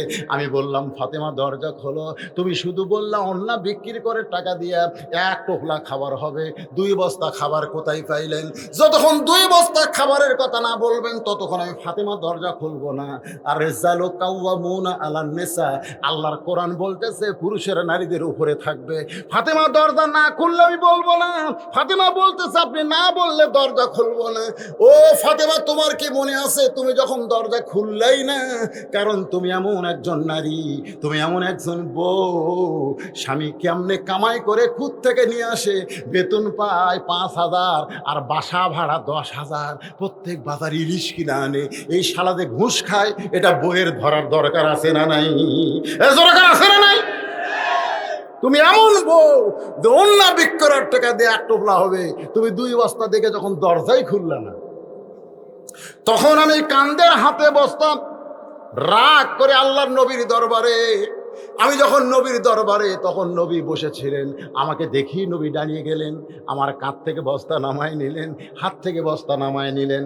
আমি বললাম, নবী গো, আপনি এত ভালো, অথচ আপনার মেয়ে ফাতেমা দরজা খুললো না। আপনি আমার কাঁধ থেকে বস্তা নামায় নিলেন, কিন্তু আপনার মেয়ে ফাতেমা দরজা খুললো না। রাসূল মুসকে হাসিতে বলে, আলী রে, যদি ফাতেমা দরজা খুলতো তাহলে তুমি কি আমার কাছে আসতে? তাই না? তা তো আসতাম না। তো দরজা খোলেনি, না খোলার কারণে তুমি আমার কাছে আইছো। এখন তুমি বলো তো, তোমার কাছ থেকে ওন্না কে কিনছে? আলী কয়, হুজুর আমি তো জানি না। তোমার কাছ থেকে যে ফকির ভিক্ষা লিছে সেই ফকিরের খবর কি? আলী কয়, হুজুর আমি তো জানি না। তোমার কাছে যে উট বিক্রি করলো আর যে উট কিনলো, এর কে খবর জানা আছে? আলী বলতে, তো হুজুর আমি কিছুই জানি না। রাসূল বললেন, জানবা, কারণ আনা মাদিনাতুল ইলমে ও আলিউ বাবুহা, আমি হচ্ছে ইলমের শহর আর তুমি হচ্ছে তার দরওয়াজা। জোরে কর সুবহানাল্লাহ। কে রে, ফাতেমার ওড়না দুনিয়ার কোনো মানুষ কিনতে পারে? হ্যাঁ, ফাতেমা হলো পর্দানিশী, তার ওড়না ফাতেমা না বুঝে তোমাকে বিক্রি করে দিতে পারে, কিন্তু দুনিয়ার কোনো মানুষ কিনতে পারে ফাতেমার ওড়না? এক আলী ছাড়া দুনিয়ার কোনো পুরুষ লাড়বে পারবে? এই জন্য আমি আল্লাহ ফেরেশতা পাঠাচ্ছি, 6 দিরহাম দিয়ে যাও, ফাতেমার ওড়না কিনে জান্নাতে জমা দাও। ফাতেমার ওড়না জান্নাতে আছে, নবী বলতেছে ওই 6 দিরহাম তোমাকে দিছে। তুমি যখন খাবার কিনবার গেছো, তখন আল্লাহ তাআলা বলতেছে, আল্লাযী খালাকাকুম। আল্লাহ সূরা মুলকের মধ্যে বলতেছেন, তাবারাকাল্লাযী বিয়াদিহিল মুলকু ওয়া হুয়া আলা কুল্লি শাইইন কাদির, আল্লাযী খালাকাল মাউতা ওয়াল হায়াতা লিয়াবলুয়াকুম আইয়ুকুম আহসানু আমালা। জোরে কর সুবহানাল্লাহ। আল্লাহ কয়, ফেরেশতা যা ওই 6 দিরহাম লিয়ে আয়। ফেরেশতা কয়, আল্লাহ 6 দিরহাম দিয়ে হাসান হোসেনের খাবার কিনতেছে। আল্লাহ বলতেছে, যারা আমার বান্দা হবে তাদের কাছে সন্তান আগে না, দুনিয়া আগে না, তাদের কাছে আল্লাহ আগে। জোরে কর সুবহানাল্লাহ। লিয়াবলুয়াকুম, পরীক্ষা হবে, পরীক্ষা। দেখি আজকে পরীক্ষা, আলী কাক ভালোবাসে। ফেরেশতা ফকির হয়ে তোমার কাছ থেকে 6টা দিরহাম নিয়ে গেছে। ওই 6টা দিরহাম যখন নিয়ে যায়, ফেরেশতা কান্দা দেখে আল্লাহ কয়, কান্দিস কেন? বলে, আল্লাহ সন্তানের জন্য খাবার কিনবার চাইছিল আর সেইটা ফকির হয়ে নিয়ে আসলাম। আল্লাহ কয়, এতই যদি দয়া হয় তাহলে যেই উটের পিঠে চড়ে ফাতেমা জান্নাতে যাবে, ওই উটটা বিক্রি হবে। যা। ওই ফেরেশতাই উটটা বিক্রি করছে। 100 দিরহাম বাকিতে আবার 160 দিরহাম কিনেছে। 100 দিরহাম তারে দেওয়ার পরে বাকি 60 দিরহাম দিয়ে 2 বস্তা খাবার কিনেছ। ফাতেমা চিল্লায় বলে, বাবা ওয়াজ তো ভালোই করতেছেন, কিন্তু জামিলা আমার আগে জান্নাতে কেমনে যাবে? আল্লাহ রাসূল বলতেছে, আলী বলো বলো। আলী বলতেছে, ফাতেমা শোনো, আল্লাহ তুমি জান্নাতি নারীদের নেত্রী হওয়ার কারণে তোমাকে হাঁটে হাঁটে জান্নাত দিবে না। জান্নাতি নারীদের নেত্রী হওয়ার কারণে আল্লাহ তোমাকে উটের পিঠে করে জান্নাতে নিয়ে যাবে। জোরে কোন সুবহানাল্লাহ। কিন্তু উটটা জান্নাতের একেবারে নিকটতম এসে থমকে দাঁড়াবে। ফেরেশতা বলবে, আল্লাহ উট এমন জায়গাতে এসে দাঁড়ালো, এখান থেকে জান্নাত তো পাওয়া যায় না। আল্লাহ বলতেছে, উট যদি না যায় টাইনে টেনে নিয়ে যাওয়া লাগবে। ফেরেশতা কয়, আল্লাহ উটের কি ধরে টানবে? টানার তো কিছুই নাই। আল্লাহ তখন বলবে, আলী বলতেছে, আল্লাহ বলবে, ওই যে ফাতেমার ওড়না আছে, ওই ওড়নাটা উটের গলায় লাগায় দাও। আলী বলে, ফাতেমা তোমার ওড়নাটা উটের গলায় যখন লাগানো হবে, সেই ওড়নাটা নিচে ঝুলতে থাকবে। এখন এইটা কে টেনে উটটাকে জান্নাতে নিয়ে যাবে? এমন সময় বলবে, আল্লাহ জামিলা তোমার স্বামী সব সময় দোয়া করতো, আল্লাহ যে বউটা আমার হুকুম ছাড়া ফাতেমার জন্য দরজা খোলে না, আমার সেই বউটাকে তুমি সবার আগে জান্নাত দিও। রে ফাতেমা, আল্লাহ স্বামীর দোয়া কবুল করে ওই জামিলাকে সবার আগে জান্নাতে কেমনে দিবে? কারণ তুমি হলা খাতুনে জান্নাত। তখন আল্লাহ বলবে, উঠে এর ওই ওন্নাটা টেনে টেনে ফাতেমাকে জান্নাতে নিয়ে যাও। তুমি মনে করবে আমি জান্নাতে যাচ্ছি, কিন্তু তোমার পা, উটের পা পিঠ থেকে মাটিতে পড়ার আগে, জান্নাতে পড়ার আগে ওই জামিলার পা জান্নাতে চলে যাবে। আপনারা বলেন তো, এই আলোচনার মধ্যে মা বোনদের পর্দার কথা আছে না নাই? স্বামীর কথা মানার কথা আছে না নাই? হ্যাঁ, এই মা বোনদের জন্য একটা কমপ্লিট ওয়াজ আল্লাহর রাস্তায় আমি দিয়ে দিলাম। আমার মায়েরা যারা কষ্ট করে বসে আছেন, মা স্বামীক মানবেন, স্টার জলসা দেখবেন না, জি বাংলা দেখবেন না। আর স্বামীগুলোকে আমি বলতেছি, বাবা দরকার হলে প্যালাস দিয়ে ডিশের লাইন কাটা দাও, যদি বউগলে জান্নাত যাওয়ার চাও। আল্লাহ পাক আমাদের সকলের জন্য কবুল করুক। সকলে বলে আল্লাহুম্মা আমিন। বাজান উঠা বসা করেন না বাজান, প্রথম মাহফিল রে, নানা ধরনের বিপদ আপদ মুসিবত আসতে পারে। আমরা একটু আল্লাহর কাছে সম্মিলিত দোয়া করবো, অসুবিধা আছে? ইস্তেগফার ওয়া আস্তাগফিরুল্লাহ, আস্তাগফিরুল্লাহাল্লাযী লা ইলাহা ইল্লা হুয়াল হাইয়ুল কাইয়্যুম ওয়া আতুবু ইলাইহি, লা হাওলা ওয়া লা কুওয়াতা ইল্লা বিল্লাহিল আলিয়্যিল আযীম। ভাইজান এই যে শোনেন, একটা অন্ধ হাফেজ, এক চিনেন আপনারা? যারা ইউটিউব দেখেন তারা দেখবেন মাঝে মধ্যে ওকে আমার সঙ্গে দেখা যায়। ও মাঝে মধ্যে দুই একটা মাহফিল আমার সঙ্গে যায়। আজকে আমার সঙ্গে আসে না, একা একা আইছে। এখানে মাগরিবের পরে কিছু সময় ওয়াজ করেছে, অন্ধ মানুষ, আধা ঘন্টা ওয়াজ করছে। 30 পারা কোরআন শুনে শুনে মুখস্থ করছে, অন্ধ মানুষ শুনে শুনে মুখস্থ করছে। আপনি কোরআনের যেখান থেকে খুশি ধরেন, ও আপনাদেরকে অনর্গল কোরআন শোনায় দিবে। শুধু কোরআন মুখস্থ করে নাই, কোরআনের বাংলা অর্থ পর্যন্ত মুখস্থ করছে। সে হাফেজ সাহেব ওয়াজ করতে চায়, কিন্তু জনগণ দাওয়াত দেয় না। মসজিদের ইমামতি করতে গেলে কয় কানার পাশে নামাজ পড়বো না। মুয়াজ্জিনি করতে গেলে কারেন্টের যুগ, সকেট ঢুকাতে লোক ঢুকে মরে থাকবে। অটো ভ্যান চালাবার পারে না, দুনিয়ার কোনো কাজ করতে পারে না। ধান কাটবার গেলে ধান কাটবে না হাত কাটবে, কোদাল মারবার গেলে আগে মাটি কাটবে না পাও কাটবে। মানে ওর কোনো কাম করার ক্ষমতা নাই, কিন্তু একটা কাম করছে, সেটা হলো বিয়ে। ওই কামটা ভালোই ফেরছে। বিয়ে করে যদি বউলে শুয়ে থাকতো তাও হতো। আপাতত 4টা ছেলের বাপ আছে। এখন সুবহানাল্লাহ তো করলেন, ঠিকই আছে, সুবহানাল্লাহ কোয়া ঠিকই আছে, কিন্তু ও এখন কি করে খায়? বাপ নাই, মা নাই, সয় সম্পত্তি কিছু নাই। ও মাহফিলে মাহফিলে ঘরে আপনাদের কাছে একটু সহযোগিতা পাওয়ার আশায় ও দাঁড়ায় গেছে। ও পবিত্র কোরআন থেকে 2টা আয়াত মোনাজাতের আগে তেলাওয়াত করুক। আর এই ফাঁকে আপনারা যদি পারেন,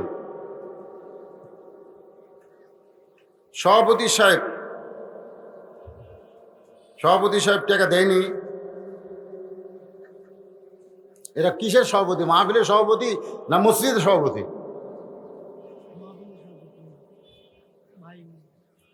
আপনার কথা বলছি স্যার। হ্যাঁ, দিবেন তো? দিবে। এই মাইকটা ঠিক করে দাও। বসে উঠলেন কেন আপনারা? বাড়ি যাবেন? বাড়ি যাওয়ার গ্যারান্টি আছে? তাহলে আশ্চর্য কথা, উঠে দৌড় দেয় রে। মাঝখানে আজরাইল যে খাড়া হয়ে আছে, এই মাইকটা চালু করে দাও। লো, খুব সংক্ষেপে বলছি। আসসালামু আলাইকুম ওয়া রাহমাতুল্লাহি ওয়া বারাকাতুহু। আউযু বিল্লাহি মিনাশ শাইতানির রাজীম। বিসমিল্লাহির রাহমানির রাহিম।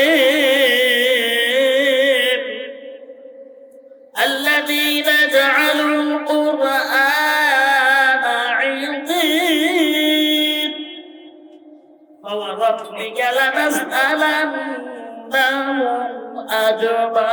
أجمعين عما كانوا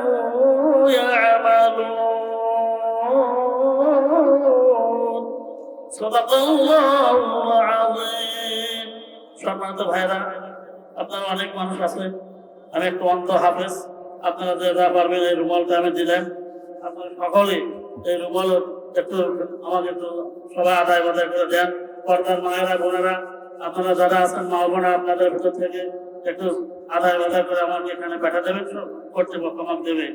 এবং আমি অন্ত মানুষ শুনে শুনে, আমি একা শুনে শুনে 12-13 বছর ধরে আমি 30 পারা তর্জমা সহ আমি 30 পারা কোরআন হাফেজ করছি।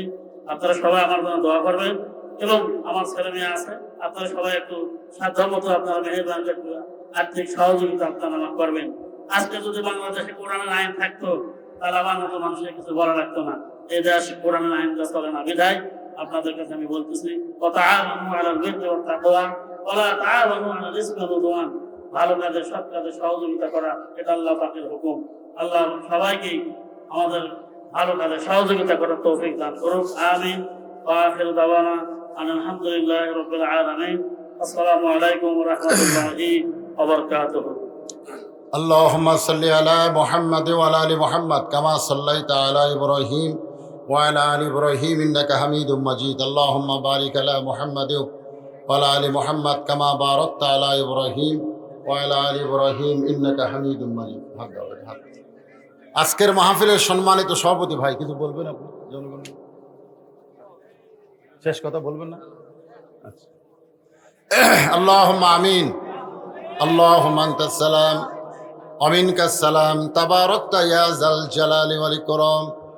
আয় আল্লাহ তাআলা, কঠিন গরমকে অপেক্ষা করে কদ্দমাক্ত মাটির উপরে তোমার বান্দারা ঘন্টার পর ঘন্টা বসে আলোচনা শুনেছি। আল্লাহ মেহেরবানি করে আজকের মাহফিল আমাদের সকলের হেদায়েতের জন্য, নাজাতের জন্য, জান্নাতের জন্য কবুল করে নাও। আল্লাহ যারা কষ্ট করে মেহনত করে আজকের এই জান্নাতের বাগান লাগাইছে, আল্লাহ তাদের কষ্টগুলোকে জান্নাতের বিনিময়ে কবুল করে নাও। আল্লাহ এই মসজিদকে কিয়ামত পর্যন্ত কবুল করে নাও। তোমার ঘর মসজিদকে মহব্বত করে নগদে বাকিতে যারা দান করেছে, আল্লাহ তাদের দানগুলোকে জান্নাতের বিনিময় হিসাবে কবুল করো। আল্লাহ আমাদের মধ্যে যারা অসুস্থ আছে, আল্লাহ সুস্থ করো, অভাবকে মোচন করো। যাদের বাপ মা কবরে চলে গেছে, রব্বির হামহুমা কামা রব্বায়ানি সগীরা, বাপ মার কবরকে জান্নাতের টুকরা বানিয়ে দাও। আল্লাহ যে আলোচনাটুকু এতক্ষণ করা হলো, আল্লাহ আল্লাহ আমরা নবীকে মহব্বত করি, নবীর আদর্শ আমাদেরকে কবুল করার তৌফিক দিয়ে দাও। আল্লাহ যুবকদেরকে 5 ওয়াক্ত নামাজি বানায় দাও। মা বোনদেরকে পর্দা নিশাবেদা সালিহা কবুল করে নাও।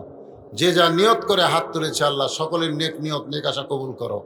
আজকের মাহফিলের সম্মানিত সভাপতি, সহসভাপতি, প্রধান অতিথি, বিশেষ অতিথি, সম্মানিত অতিথিবৃন্দ যারা আলেম ওলামা, হাফেজ কারি, ইমাম মুয়াজ্জিন, হাজী সাহেব, আল্লাহ সকলকেই তুমি কবুল করো। আল্লাহ সুবহান রাব্বিকা রাব্বিল ইজ্জাতি আম্মা ইয়াসিফুন ওয়া সালামুন আলাল মুরসালিন ওয়ালহামদুলিল্লাহি রাব্বিল আলামিন।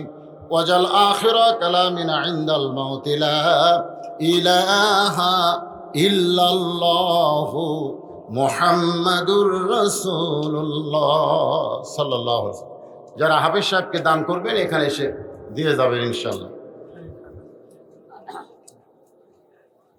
রুমাল যারা নিলেন রুমালটাও দিবেন।